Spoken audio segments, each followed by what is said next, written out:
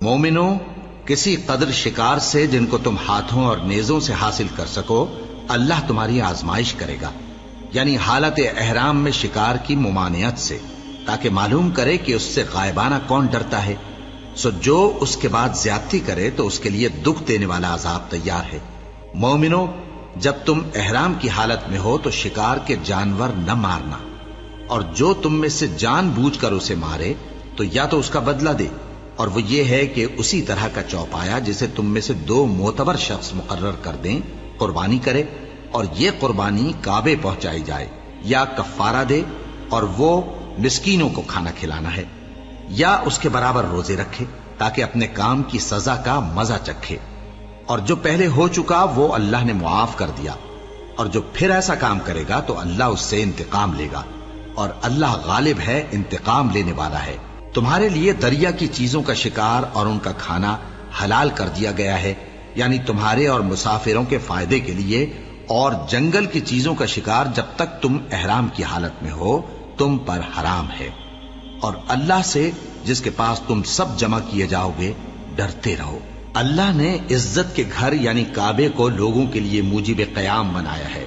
اور عزت کے مہینے کو اور قربانی کے جانور کو اور ان جانوروں کو جن کے گلے میں پٹے بندھے ہوں،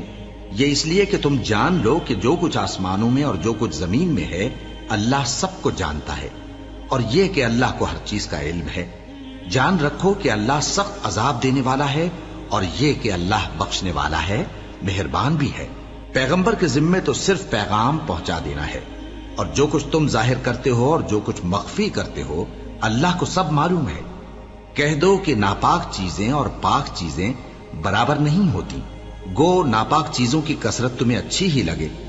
تو عقل والو اللہ سے ڈرتے رہو تاکہ کامیاب ہو جاؤ۔